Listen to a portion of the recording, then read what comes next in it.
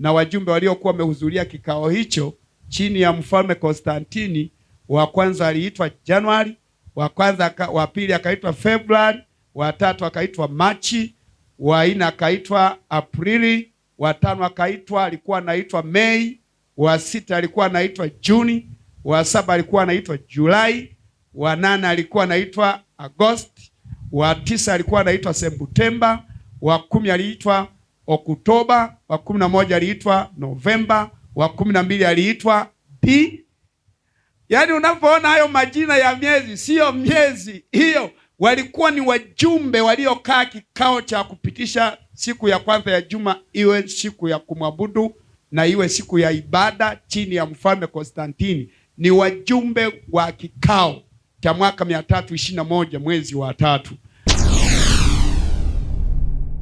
Get the point. Take a step forward.